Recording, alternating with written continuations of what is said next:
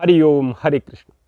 हमारे देश के अंदर चारों ओर अंधविश्वास का बोलबाला है। यहां पर चमचों की भी कमी नहीं। और ये जो चमचे होते हैं ना, ये अंधविश्वासी लोग जो होते हैं ना, ये या तो किसी नेता के सामने चापलूसी करते हैं या फिर किसी धर्मगुरु की गिरफ्त में होते हैं। एक कोई गुरु है, वो अच्छी बात बता रहा है लेकिन चरित्र उसका अच्छा नहीं है।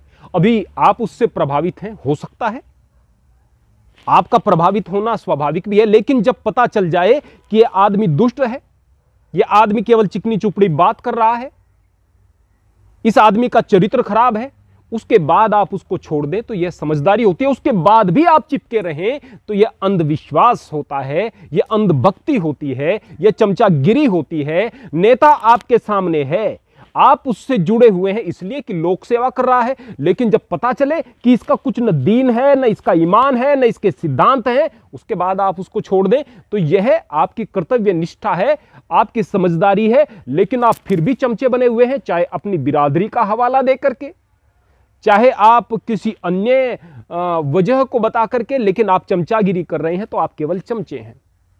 यह मूर्खता है। ऐसी ही मूर्खता का एक छोटा सा उदाहरण, एक गांव में एक पंडित थे। वो पंडित कहने कोई थे, पंडित का मतलब होता है ज्ञानी, पंडित का मतलब होता है विद्वान।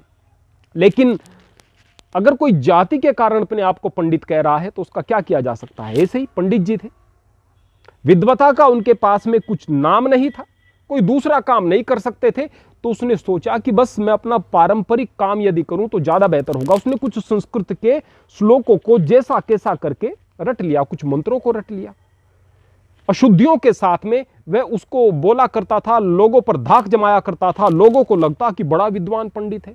गांव में अक्सर लोगों को ऐसा लगता है कि यह पंडित बड़ा विद्वान है।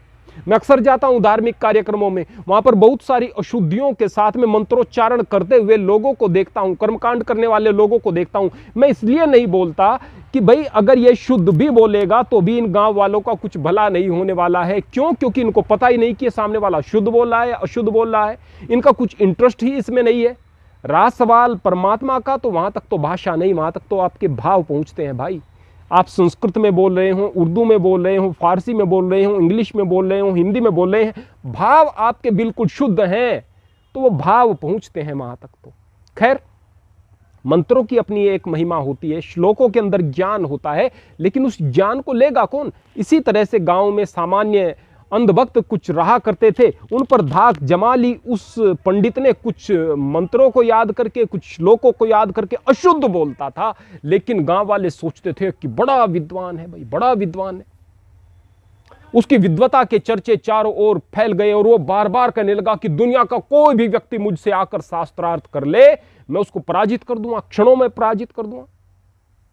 अब गांव वाले समझते थे कि वास्तव में ऐसा ही होगा। एक बार गांव के बाहर से एक गाड़ी में पुस्तकें भरी हुई थी, वो गाड़ी जा रही थी। एक गाड़ी गई, दूसरी में फिर पुस्तकें भरी हुई थी, तीसरी में फिर पुस्तकें। अब वो गाड़ी क्रम से जा रही थी। गांव वालों ने देखा इतनी सारी पुस्तकें, इतनी पुस्तकें तो एक साथ हमने देखी भी नहीं, इतनी पुस्तकों के बारे में तो सोचा भी नहीं। वहां पर एक आदमी से पूछा कि भैया इतनी पुस्तकें कहां ले जा रहे हो? कि ये जो पुस्तकें हैं ये हमारे आचार्य जी की हैं। कि आचार्य जी क्या करते हैं कि इनको पढ़ा हुआ है उन्होंने और शास्त्रार्थ करते हैं वो, और यदि कहीं प्रमाण देने की आवश्यकता होती है तो इन पुस्तकों से प्रमाण देते हैं। कुछ पुस्तकें उनकी लिखी हुई हैं। बोले अच्छा, इतने बड़े विद्वान हैं, इतने बड़े शास्त्रार्थ महारथी हैं। बोले कि हमारे गांव में भी एक विद्वान है, उनसे शास्त्रार्थ कर सकते हैं क्या? वो बोले शास्त्रार्थ ही तो कर सकते हैं, शास्त्रार्थ ही करते हैं, बिल्कुल करेंगे। अब आचार्य जी तक बात पहुंचाई गई। आचार्य जी ने सोचा कि सचमुच कोई विद्वान सामने होंगे। गांव के उस पंडित जी को बैठाया गया, उधर से वे वास्तविक पंडित आचार्य जी बैठ गए। अब शास्त्रार्थ होने वाला है। वहां पर उस वास्तविक पंडित ने, आचार्य जी ने कहा कि आप कुछ प्रश्न पूछें। गांव के व्यक्ति से कहा, गांव के उस पंडित से कहा। अब पंडित जी ने सोचा कि मौका है, अब मैं ही प्रश्न पहले पूछूंगा। उसने उनसे पूछा, आचार्य जी मुझे बताइएगा कि काक को संस्कृत में क्या कहते हैं? अब आचार्य जी कहने लगे कि भाई काक को काक ही कहते हैं संस्कृत में। जोरों से हंसा है गांव का पंडित। कहने लगा देखो, काक ही तो तुम सब बोलते हो, यह है तुम्हारे आचार्य की विद्वता। इसमें क्या विद्वता की बात हुई?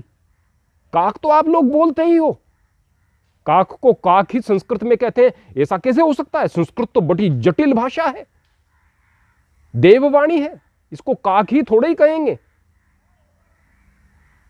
अब सामने आचार्य जी ने सोचा कि अब पूछूंगा इससे कि काक को क्या कहते हैं, आप ही बता दो, देखें क्या बताते हैं। अब आचार्य जी ने कहा कि चलो खैर आप ही बता दो क्या कहते हैं। तो उस पर पंडित जी ने कहा, गांव के उस पंडित जी ने, ढोंगी पंडित जी ने कहा कि काक को संस्कृत में कहते हैं क्राकम। अब गांव वालों ने तालियां बजा दी, शोर मचा दिया, पंडित जी की जय हो, पंडित जी की जय हो, शास्त्रार्थ में जीत गए। और वह जो वो आचार्य जी थे वे सोच रहे थे यह क्या हो रहा है, अभी तो शास्त्रार्थ कहीं चला ही नहीं, कोई व्याकरण की बात नहीं हुई, कोई ज्ञान की बात नहीं हुई, ऐसे कैसे विजय हो गई, उसकी कोई नहीं सुन रहा था। वह जो वास्तविक विद्वान आचार्य था वह वहां मूर्ख साबित हुआ और अपना सा मुंह लेकर अपमानित होकर उसे वहां से जाना पड़ा। अब एक वीडियो वायरल हुई थी, मैं नाम नहीं लेना चाहूंगा किसी का, वहां पर एक आपके कथावाचक को सामने एक पंडित ने निरुत्तर कर दिया, और वो जो पंडित थे वास्तव में पंडित थे, विद्वान थे, बिल्कुल निरुत्तर कर दिया, उसके पास में कोई प्रमाण नहीं थे। उसकी मुस्कुराहट के पीछे उसकी पराजय, उसका अपमान स्पष्ट रूप से दिखाई दे रहा था, अपनी मुस्कुराहट के पीछे छिपा रहा था। और उसके अंधभक्त आज भी उसके पीछे पड़े हुए हैं। बड़े विद्वान हैं, कितने बड़े विद्वान हैं, सहज ही अपमान को बर्दाश्त कर रहे हैं, मुस्कुरा रहे हैं। फिर भी इस तरह की चीजें ये अंधभक्त विशेषताओं के रूप में गिनते हैं। ये क्राकम बताने वाले उस पंडित को विद्वान मानते हैं। ठीक इसी प्रकार से आप मूर्खों को नहीं समझा सकते हैं भाई, नहीं समझा सकते हैं, मूर्खों के सामने तर्क नहीं दे सकते हैं। इस कहानी से पहली शिक्षा मिलेगी कि जहां मूर्खों का साम्राज्य हो वहां पर समझदार व्यक्ति को मौन रहना चाहिए। बोलेगा तो अपमानित होगा, भले ही आपके पास में ज्ञान भी है, आपकी बात भी सही है, लेकिन आप अपमानित हो जाओगे, आपको मिलेगा कुछ नहीं। मूर्खों की सभा में मौन रहो। दूसरी बात, आप यह समझ लो कि मूर्खों के गांव में विद्वान को मूर्ख साबित किया जाएगा, उस पर आरोप भी लगाए जाएंगे। यह बात हमेशा से होती आई है और हमेशा तक होती रहेगी। इसलिए विद्वानों को अपना एक अलग समाज बनाना चाहिए और मूर्खों से बचकर के रहना चाहिए। इसी में समझदारी है। हरि ओम, हरे कृष्ण।